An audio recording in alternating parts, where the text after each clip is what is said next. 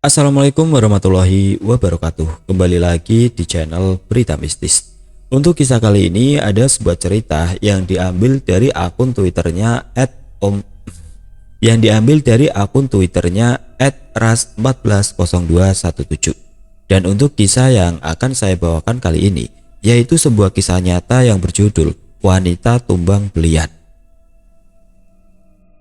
Sebelum kita masuk ke ceritanya, tekan dulu tombol like video ini dan jangan lupa tekan juga tombol subscribe channel ini dan nyalakan juga lonceng notifikasinya agar tidak ketinggalan cerita-cerita baru dari channel ini.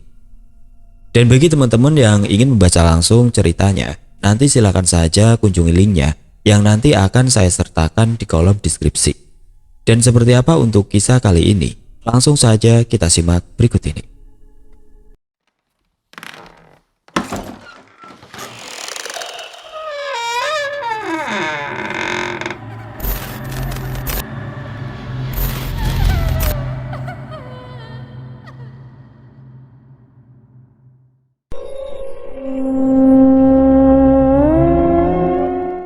Wanita Tumbang Belian.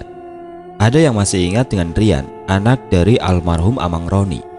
Setelah hampir 2 tahun lebih menghilang, kini ia kembali menceritakan sederet pengalamannya sebagai orang perantauan. Tentu kisahnya kali ini sama-sama seru dengan kisah-kisah sebelumnya yang pernah saya tulis. Nama desa dan nama-nama tokoh dalam cerita ini sudah sepenuhnya diubah demi menjaga privasi yang bersangkutan. Wandi adalah nama lelaki yang tengah duduk di warung milik Haji Amin tersebut. Pakaiannya lusuh dengan rambut panjang yang tidak terurus. Tubuhnya pun kurus dan matanya terlihat sendu. Cukup lama ia duduk di warung itu. Sesekali kepalanya menoleh ke kiri dan ke kanan seperti sedang mencari seseorang. Plak! Bahunya ditepuk dengan cukup keras oleh seseorang, membuat kopi yang dipegangnya tumpah. Maaf, ujar orang itu sambil tertawa. Jimin, kopi susunya 2 ya. Singkatan dari Haji Amin. Begitulah orang-orang memanggil beliau. Siap brother, jawab Haji Amin disertai acungan jempol yang bergerak-gerak. Kau sungguh-sungguh sudah berhenti? Tanya lelaki itu pada Wandi. Wandi mengangguk. Ia menarik nafas panjang. Matanya menatap ke arah Haji Amin yang sedang membuat kopi.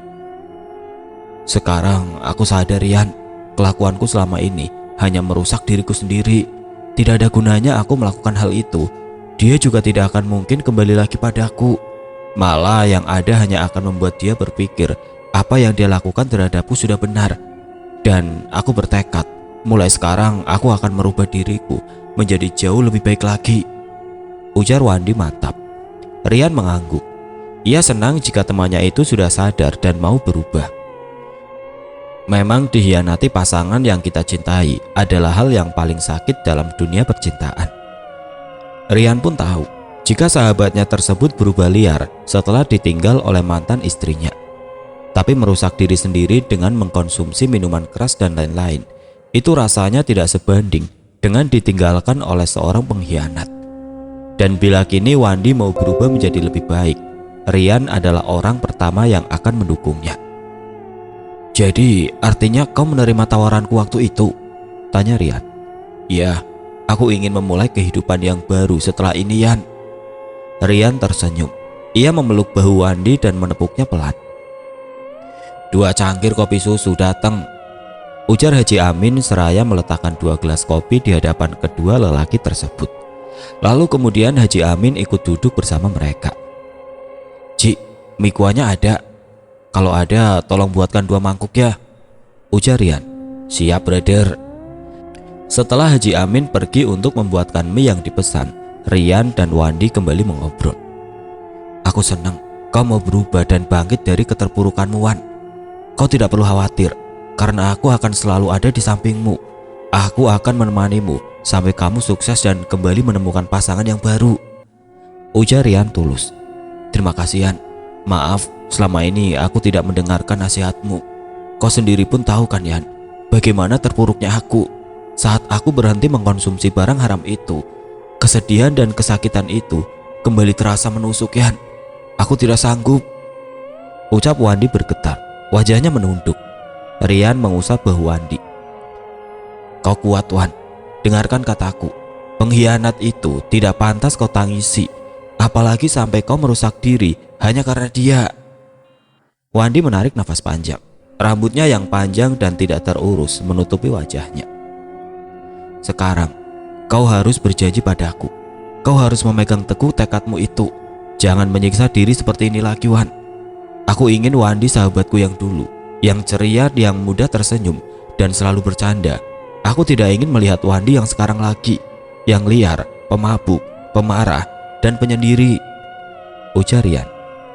Wandi mengangguk dengan kepala yang masih menunduk. Setelah ini, kita pergi ke rumahku. Kita potong rambutmu.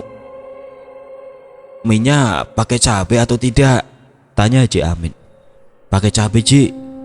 Mereka menyantap mie tersebut dengan lahap. Setelah selesai makan, Rian langsung membayar makanan mereka dan kemudian mengajak Wandi untuk pergi. Mereka berjalan menuju rumah Rian sambil berbincang santai. Namun ketika sudah dekat dengan rumah Rian, Wandi bergegas berbalik tubuh. Ia berniat untuk pergi. Kenapa? Tanya Rian mencengkram erat baju Wandi. Aku malu, Yan. Mereka ada di rumahmu, ujar Wandi. Siapa? Toto dan Wewen? Tanya Rian dengan alis yang mengerut. Iya. Malu kenapa? Mereka kan teman kita juga. Wan, ujar Toto dan Wewen sambil berlari mendekat menyapa Wandi. Wandi memalingkan wajahnya agar tidak berhadapan langsung dengan Toto dan Wewen. Rasa bersalah pada perkelahiannya dengan Toto dan Wewen kembali membayang di benaknya. Wan, kejadian yang lalu kita lupakan saja ya. Jangan diingat-ingat lagi, dan apapun yang sudah terjadi dulu di antara kita, sampai kapanpun kau tetap teman kami, sahabat kami, ujar Wewen. Akhirnya Wandi mau menatap wajah teman-temannya satu persatu. Aku minta maaf pada kalian semua, ucap Wandi pelan. Ayo ke rumah, nanti orang mengira ada apa karena kita berdiri di sini, ajak Rian. Rian berjalan mendahului teman-temannya, sementara di belakang Toto dan Wewen berjalan sambil merangkul Wandi. Wandi, sapa Inai Suri yang sedang duduk di samping suaminya, Amai Bujang. Kisah ini terjadi jauh sebelum Amai Bujang dan Inai Suri meninggal, sekitar beberapa tahun setelah tragedi Diang. Wandi mendekat ke arah orang tua Rian. Ia duduk bersimpu dengan kepala yang menunduk. Bahunya bergunjang hebat. Ia merasa menyesal karena dulu pernah berbuat kurang ajar padanya. Maafkan saya, Inai, Amai, maafkan saya, ucap Wandi terisak. Amai adalah ayah dan Inai artinya ibu dalam bahasa Dayak Murung. Sudahlah, lupakan yang dulu-dulu. Kami sudah lama memaafkanmu, ujar Amai Bujang seraya menepuk pelan bahu Wandi. Orang tuaku dan kami semua sudah memaafkanmu, Wan. Mai, Nai, kami masuk ya, ujar Rian seraya menarik Wandi agar mengikutinya ke dapur. Saya permisi masuk, Inai, Amai. Iya, silakan, jawab Amai Bujang dan Inai Suri bersamaan. Di dapur, Wandi disuruh duduk sementara Rian bersiap-siap untuk memotong rambut Wandi yang panjang dan kusut. Singkatnya, setelah rambut Wandi dipotong rapi dan memakai pakaian yang bagus, aura ketampanannya kembali terlihat. Meski pipi Wandi sekarang lebih tirus karena badan yang kurus. Inilah Wandi sahabatku, puji Rian. Keesokan harinya mereka sudah bersiap-siap untuk pergi ke daerah Tumbang Belian. Nama daerah sudah diubah dan bukan merupakan nama aslinya. Saat akan berpindah transportasi, Wewen tiba-tiba menahan tangan Rian. Kenapa? Tanya Rian berusaha menepis tangan Wewen. Kau bayarkan dulu ongkosnya, Yan. Uangku besar, sayang kalau dipecah. Rian menarik nafas panjang. Matanya sinis menatap Wewen yang cengengesan. Kalau bukan temanku, sudah lama kau kuhajar, ujar Rian kesal. Memang selama mereka bersahabat, Wewen adalah orang yang paling sering berhutang padanya. Mulai dari mes dulu sampai karamnya kelotok keluarga Sarita, hingga sekarang uang yang dipinjamnya belum juga dikembalikan. Woi, sampai kapan kalian mau tatap-tatapan seperti itu? Ujar Toto. Sementara Wandi hanya tersenyum menatap sahabat-sahabatnya tersebut. Sebenarnya persahabatan yang terjalin antara Wandi dan ketiga pemuda itu bisa terbilang cukup baru. Namun mereka bertiga sangat baik pada Wandi. Bahkan orang tua Rian sudah menganggap Wandi seperti anak sendiri. Hanya saja setelah ia patah hati dengan mantan istrinya, Wandi menjauhi Rian dan kawan-kawan, juga orang tua Rian. Ia bahkan sempat berkata tidak baik pada Amai Bujang ketika orang tua itu mencoba menasihatinya. Di warung pelabuhan tersebut, terlihat beberapa perempuan yang berada di sana nampak menatap Rian lekat dengan bibir yang tersenyum. "Yan, coba kau tutup wajahmu dengan kain ini," ujar Toto. Rian mengambil kain tersebut dari tangan Toto. Lalu dengan alis yang mengkerut, Rian bertanya, "Memangnya kenapa?" Tanpa menjawab, Toto lantas memegang kepala Rian dan mengarahkan ke warung. "Kau lapar? Oh, ya aku tahu. Kau mau main tebak rasa makanan kan? Makanya kau suruh aku pakai kain ini," ujar Rian pura-pura tidak mengerti. Toto mendengus kesal. "Kau tidak lihat wanita-wanita di sana melihatmu tanpa berkedip, seperti melihat artis saja." "Biarkan saja mata-mata mereka. Terserah mereka lah mau dipakai untuk melihat apa," ujar Rian. "Masalahnya kalau mereka terus melihatmu, lalu kami ini bagaimana?" tanya Wewen. Sudah, tidak perlu ribut. Kalau jodoh tidak akan kemana," ujar Wandi seraya merangkul bahu Rian. Wewen dan Toto berjalan di belakang keduanya, dengan sesekali tersenyum pada perempuan-perempuan yang berpapasan dengan mereka. Singkat cerita, setelah menempuh perjalanan lumayan lama, mereka pun tiba di desa Tumbang Belian. Desa itu terletak di pinggir sungai yang berseberangan dengan hutan karet. Saat berdiri di atas tanah desa itu, Rian merentangkan kedua tangannya dengan mata terpejam. "Disinilah tempat yang cocok untuk pemulihan dari segala macam sakit yang kita derita," ujar Rian menatap Wandi. Wandi mengerutkan alisnya menatap Rian. "Kau bilang mau mengajakku kerja? Di tempat terpencil ini kita mau kerja apa, Yan?" Rian tersenyum. "Kopi mana kopi?" ujar Toto. "Kenapa?" tanya Wandi. "Ya kopi, kita minum kopi tanpa gula. Cukup dengan melihat senyum Rian saja. Kopi itu akan langsung terasa manis," jawab Toto membuat Wandi tertawa terbahak-bahak. "Aku jadi takut deket-deket denganmu, Tok," ujar Rian. "Kenapa?" "Dari cara bicaramu, sepertinya kau sedikit menyimpang." "Bangsat," ucap Toto. Hanya beberapa meter dari tempat mereka berdiri, saat itu ada sebuah rumah kayu yang cukup tinggi dengan pintu yang terbuka. Rata-rata rumah di desa tersebut memang tinggi-tinggi. Rumah siapakah itu? Rian mengajak teman-temannya untuk naik ke rumah tersebut. "Permisi," ucap Rian. Seorang nenek tua dengan punggung yang bungkuk keluar dari dalam rumah. Rambut nenek itu sudah sepenuhnya memutih. Bola mata sebelah kiri nenek tersebut tampak putih. Bular atau cacat pada bola mata bisa bawaan dari lahir atau karena sesuatu. Si nenek mengerutkan alisnya, berusaha mengenali orang yang berada di depannya saat itu. "Rian?" "Iya, ini saya, Rian." Mendengar suara Rian, bibir nenek itu langsung bergetar. Tangannya berusaha meraih tubuh pemuda tersebut. "Ya Tuhan, Rian, Nini kira kau tidak akan kemari lagi." Rian tersenyum. Ia memeluk nenek tua tersebut seraya mengusap punggung si nenek. "Tapi saya kemari membawa 3 teman saya nih. Dan rencananya kami mau ikut Ma Amas di sini." "Tidak apa-apa, Cu, tidak apa-apa. Nini malah senang kalau rumah ini ramai orang," ujar si nenek. Dan hari itu juga, dengan ditemani Nini Tiung, mereka ke rumah Pak RT untuk lapor. Karena Rian memang sudah dikenal baik di desa tersebut, jadi Pak RT tentu mengizinkan mereka tinggal di sana. Anak Pak RT yang bernama Mimi itu sesekali tersenyum menatap Rian. Mimi yang memang sudah lama menyimpan hati pada Rian, terlihat bahagia begitu mendengar Rian dan kawan-kawan akan tinggal di desa itu dalam waktu yang cukup lama. Malam itu Rian memakan masakan si nenek dengan lahap, begitu juga teman-temannya. Setelah itu mereka pun pergi tidur. Suara kokok ayam membangunkan mereka berempat. Saat Wandi keluar rumah, ia melihat ada seorang wanita yang sedang mengobrol dengan Nini Tiung. Wandi menuruni tangga rumah dan mendekati si nenek. Mau saya bantu nih? Tanya Wandi. Boleh Cuk, Nini tadi mau mengambil telur ayam, tapi ada ular di dalam kandangnya. Induknya kemana nih? Induknya sudah kabur, mungkin karena ketakutan. Wandi mengintip ke dalam kandang ayam. Terdengar suara desisan ular dari dalam kandang. Ular Hanjaliwan ini nih.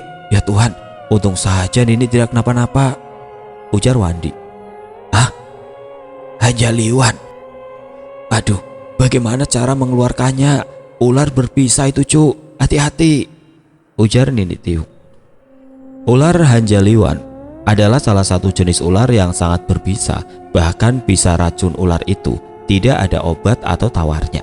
Karena dalam beberapa saat saja korban yang terkena gigitan ular Hanjaliwan itu akan langsung mati.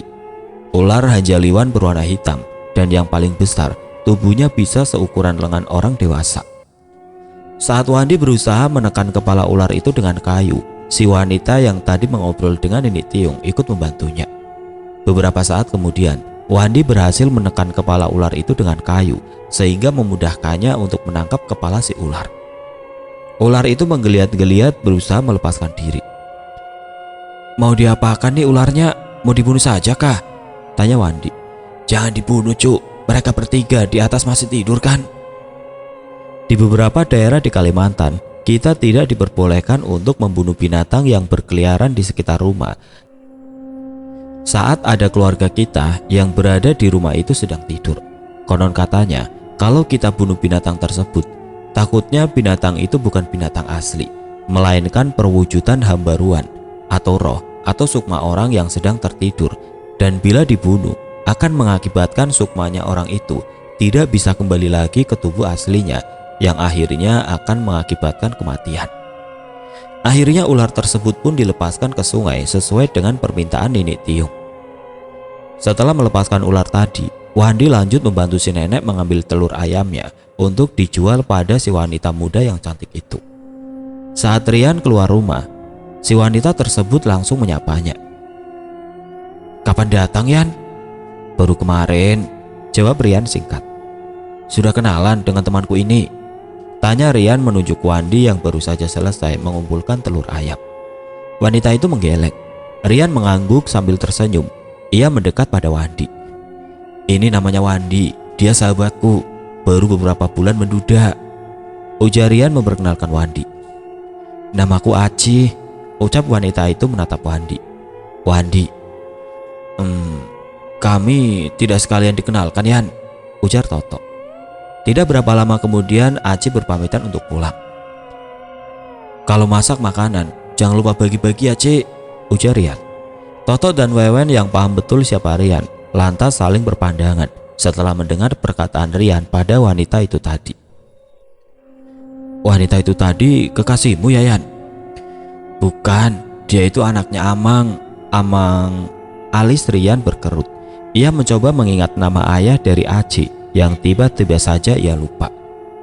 Sesi, ujar Nini Tiung menimpali. Iya itu anaknya Amang Sesi. Di tempat ayahnya itulah kita akan bekerja. Aci itu orangnya baik dan sedikit berbeda dari wanita-wanita lain, ujar Rian.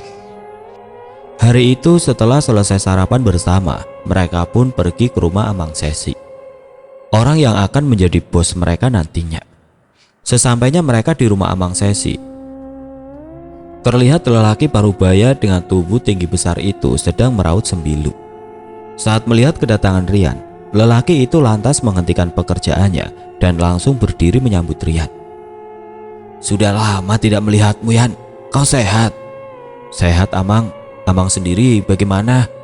Sehat, ayo mari masuk, ajak teman-temanmu masuk Yan. Baru saja Rian dan teman-temannya duduk, Amang Sesi langsung memanggil Aci, minta untuk dibuatkan minuman. Sekalian beli kue-kue kering di warung, ujar Amang Sesi. Rian terlihat sangat akrab dengan Amang Sesi. Lelaki parubaya itu berbicara dengan sangat nyaring. Ditambah ia selalu memukul lantai bila membenarkan perkataan lawan bicaranya, membuat Toto dan Wewen geleng-geleng kepala. Setelah sekian lama mengobrol, datanglah Aci membawakan air minum dan kue-kue kering untuk Rian dan kawan-kawan. Tanpa mereka sadari, Wandi tampak tidak berkedip menatap Aci yang juga tersenyum malu-malu padanya. Hari berganti minggu dan minggu telah berganti bulan. Tidak terasa sudah beberapa bulan mereka di sana. Semuanya berjalan normal dan lancar. Wandi pun selama di sana, ia sudah perlahan-lahan kembali ceria lagi. Hujan lebat disertai suara guntur hari itu membuat mereka enggan keluar dari selimut.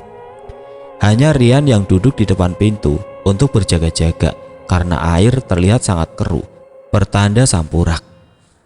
Pada saat itu Rian dan teman-temannya tidur di talatap atau lanting sedot karena jaraknya lumayan jauh jika harus pulang pergi ke rumah Nenek Tiung.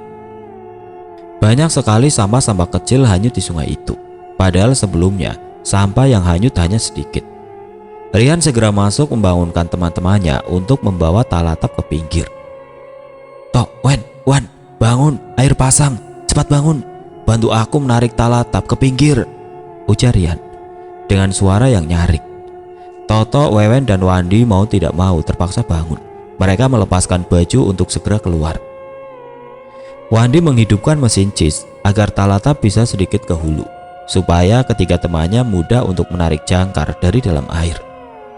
Dan setelah beberapa saat lamanya, jangkar pun berhasil ditarik ke atas. Toto, Wewen, dan Wandi segera berganti pakaian, karena air hujan disertai angin itu membuat mereka benar-benar kedinginan. Rian berdiri di bawah derasnya hujan. Mata pemuda itu lekat menatap ke hilir. Ada sesuatu yang bergerak menuju ke hulu. Tapi karena lebatnya hujan pada saat itu membuat penglihatan Rian sedikit terganggu, sehingga ia harus meletakkan tangannya di atas alis agar air hujan tidak memasuki mata. "Tok, itu Cis, Tok," ujar Rian setengah berteriak. "Mana?" teriak Toto.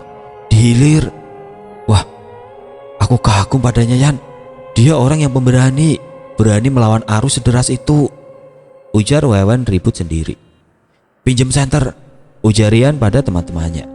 Wandi memberikan senter pada Rian, lalu kemudian Rian menyalakan senter tersebut dan mengarahkannya sedikit ke atas untuk memberi kode pada orang yang berada di Cis agar segera mendekat ke arah pemilik senter. Suara nyaring mesin Cis terdengar memecah derasnya hujan. Namun ketika tinggal 10 meteran lagi, mesin Cis itu tiba-tiba saja mati. Rian langsung melepaskan tali Cis yang berada di talatap. Ia segera menghidupkan mesinnya dan berpaling ke hilir untuk membantu orang tadi. "Hati-hatian, banyak ampah," teriak Wewen. Ampah adalah kayu-kayu yang hanyut. Biasanya ampah-ampah seperti itu bisa dari pinggiran sungai atau dari dalam anak-anak sungai yang bila air pasang mereka otomatis ikut hanyut. Saat sudah dekat, Rian melihat dua orang yang berada di dalam Cis. Seorang bapak-bapak dan seorang gadis yang kemungkinan pada saat itu usianya sekitar 17-an tahun. "Kenapa, Mang?" tanya Rian seraya berusaha mengikat Cis bapak itu ke bagian pagar Cisnya. "Sengaja kumatikan karena rodanya patah," ujar si bapak. Akan tetapi saat Rian akan menghidupkan mesin Cisnya, tiba-tiba sebuah kayu besar yang tiba-tiba muncul dari bawah kedua Cisnya itu membuat Cis Rian dan si bapak pecah seketika. Kayu seperti itulah yang dikhawatirkan pengguna Cis atau kelotok yang bisa menyebabkan celaka. Kayu tersebut biasanya tenggelam dan muncul tiba-tiba dari dalam air. Cis Rian dan Cis bapak itu tenggelam ke dalam air. Saat akan berenang ke pinggir, Rian melihat si bapak kembali menyelam. Dan ketika Rian mengedarkan pandangannya, ternyata gadis cantik tadi tidak ada di sekitar situ. Mau tidak mau Rian kembali dan berusaha membantu si bapak untuk mencari si gadis di dalam air. Saat menyelam, tangan Rian tanpa sengaja menyentuh rambut si gadis di dalam air. Rian lantas menariknya dan berhasil mendapatkan gadis itu. Ia berusaha berenang ke tepi. Sedikit ke hulu, terlihat Wewen, Toto, dan Wandi berlari mendekat ke arah Rian dan si gadis yang sudah tidak sadarkan diri itu. Dari kepalanya keluar darah. "Bawa dia, Tok, kepalanya terluka," perintah Rian membuat teman-temannya kalang kabut. "Kau mau kemana, Yan?" teriak Wewen yang melihat Rian kembali terjun ke dalam air. Wandi tidak membiarkan Rian seorang diri. Ia juga ikut terjun ke dalam air untuk mencari si bapak. Untungnya si bapak hanya hanyut terbawa arus dan tidak kenapa-napa. Rian dan Wandi sedikit kesulitan memapa orang itu karena jalanan yang berlumpur dan menghisap kaki tersebut sangat sulit dilewati. Tapi berkat kegigihan keduanya, mereka berdua berhasil membawa si bapak yang sudah nampak lemas itu ke talatap. Wewen dan Toto kemudian membawanya masuk ke dalam, sementara Rian dan Wandi terkapar di bawah derasnya hujan dengan mata tertutup. Mereka kelelahan. Tubuh Rian yang putih tampak memerah karena tergores kayu saat menyelam tadi. "Yan, masuk ke dalam yuk, dingin," ajak Wandi dengan nafas ngos-ngosan. "Kau duluan saja, Wan. Aku mau ke rumah Amang Sesi," ujar Rian seraya duduk. "Ayo, aku temani," kata Wandi tidak mau membiarkan Rian pergi seorang diri untuk mempertanggungjawabkan apa yang baru saja terjadi. Rian menghela nafas panjang, kemudian ia mengangguk. Rian dan Wandi menuju ke rumah Amang Sesi dengan langkah setengah berlari. "Kenapa Yan, Wan?" tanya Amang Sesi terlihat khawatir. Rian menceritakan semua kejadian yang baru saja terjadi itu pada Amang Sesi. Lelaki itu terlihat mengelus dadanya. "Tapi kalian semua tidak apa-apa kan? Tidak ada yang luka?" "Kami baik-baik saja, Mang. Tapi Cis Amang benar-benar tidak bisa diselamatkan. Tapi saya selaku orang yang membuat kerugian itu, maka saya sendiri yang akan bertanggung jawab." "Asal kalian baik-baik saja sudah cukup. Untuk masalah Cis itu, anggaplah memang sudah waktunya harus diganti baru," ujar Amang Sesi membuat Wandi dan Rian kaget. Amang Sesi memang baik, tapi Rian sendiri bahkan tidak tahu jika Amang Sesi benar-benar sebaik itu. Hujan masih sangat deras. Mereka berjalan beriringan menuju ke arah talatap atau lanting sedot yang berada lumayan jauh dari rumah Amang Sesi. Aci membawa beberapa lembar baju dan juga obat-obatan. Wandi membantu memegangi payung yang dibawa Aci. Ia berjalan tepat di samping wanita itu. Sementara Rian dan Amang Sesi berjalan beriringan dengan sesekali mengobrol. Dalam keadaan yang genting itu, Rian masih bisa tersenyum melihat Wandi dan Aci yang berjalan beriringan. Mereka tampak sangat akrab, bahkan jika dilihat sepintas, mereka berdua seperti sepasang kekasih. Sesampainya di talatap, rupanya kedua orang yang ditolong oleh Rian tersebut sudah bangun. Wajah gadis itu terlihat pucat dan tubuhnya juga menggigil. Aci membantu si gadis mengganti bajunya yang basah dengan pakaian yang ia bawa dari rumah tadi. Setelah pakaiannya diganti, gadis itu kemudian diberi obat dan kepalanya yang terluka dipakaikan Hansaplas oleh Aci. "Terima kasih banyak, Nak. Kamu sudah membantu kami berdua." "Memangnya ada apa, Mul? Kenapa kau membawa Cis di tengah hujan seperti itu? Dan gadis ini siapa?" tanya Amang Sesi yang sepertinya mengenal orang tersebut. "Aku ingin membawa keponakanku ini ke rumah ayahnya di Hulu.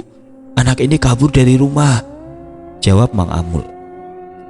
"Kabur kenapa?" tanya Rian seketika. Pikirannya teringat akan kekasihnya Diang yang sudah meninggal. Dan hingga kini Rian masih belum bisa untuk melupakannya. "Dia dijodohkan oleh ayah tirinya dengan orang kaya." Wewen mengerutkan alisnya, heran. "Lalu kenapa tidak mau? Padahal hidupnya pasti akan terjamin," ujar Wewen. "Lelaki itu memang kaya, tapi usianya jauh lebih tua dariku. Tentu gadis muda seperti dia tidak akan mau. Dikarenakan itulah dia kabur dan memaksaku untuk mengantarkannya ke rumah ayahnya di sini." Mereka mengangguk. "Tapi bila orang yang kau maksud itu adalah si Tatang?" "Dia tidak ada di sini lagi, Mul. Dia sudah pindah," ujar Amang Sesi. Raut wajah Amang Amul menunjukkan ketidakpercayaan pada perkataan Amang Sesi. Perlahan kepalanya menggeleng. "Kurasa kau salah orang, Ses. Tidak mungkin Tatang pindah tanpa memberitahuku. Sementara kalau ke kota, pasti melewati desaku." Desa yang juga terletak di pinggir sungai. "Nah, kalau masalah itu, aku juga tidak tahu. Tapi setelah hujan reda, kau bisa cek sendiri ke rumah Tatang," ujar Amang Sesi. Tanpa menunggu Amang Amul beranjak dari duduknya, ia berjalan di tengah derasnya hujan untuk pergi ke rumah Tatang. Sementara di talatap, Amang Sesi mencoba mengajak gadis itu berbicara. Namun setiap pertanyaan Amang Sesi hanya dijawab singkat oleh gadis tersebut. Tampaknya ia sangat shock dengan kejadian sebelumnya. Saat Wandi akan bertanya sesuatu pada gadis itu, terlihat Aci menatapnya tajam, sehingga Wandi pun terdiam. "Kau mau bilang apa, Wan?" tanya Toto. "Tidak, bukan apa-apa," jawab Wandi dengan kepala menunduk. Hening, mereka tidak ada yang berbicara lagi. Seakan semua orang yang berada di situ hanyut dengan pikirannya masing-masing. Suara kreot talatap yang dilompati seseorang membuat mereka lantas mengintip keluar. Ternyata yang datang adalah Amang Mul.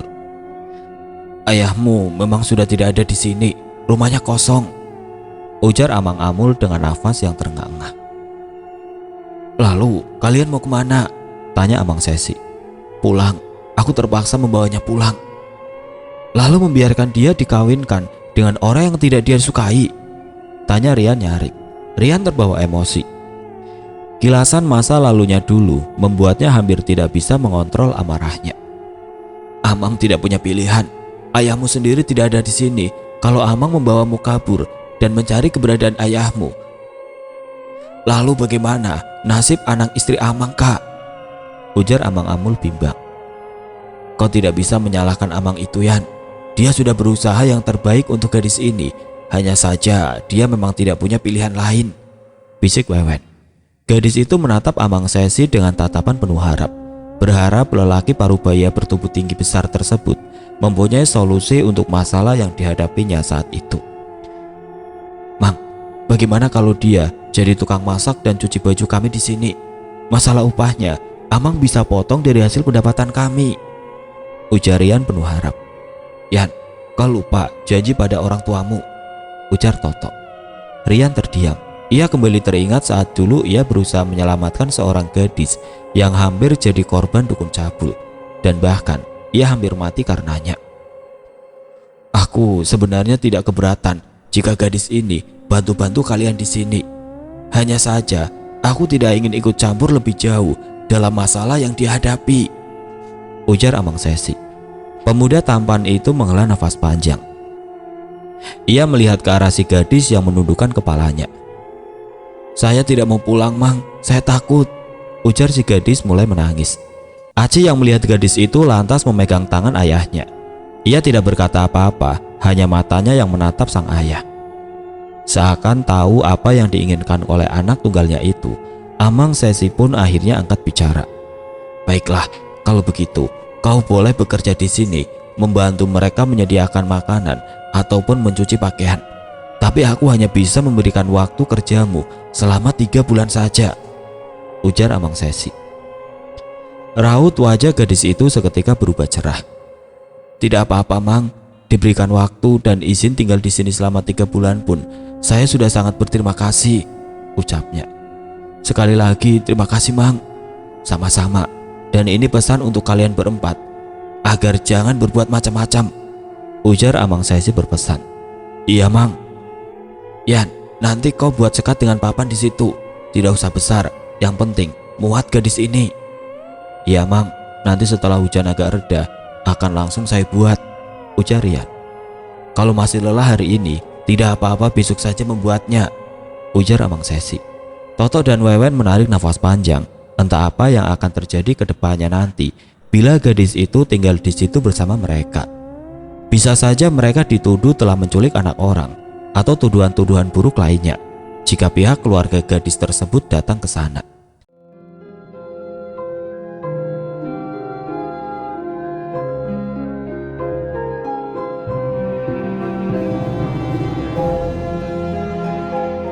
Oke teman-teman, sampai di sini dulu ceritanya. Nantikan kelanjutan kisah ini di video berikutnya. Agar tidak ketinggalan, klik tombol subscribe channel ini dan nyalakan lonceng notifikasinya. Wassalamualaikum warahmatullahi wabarakatuh.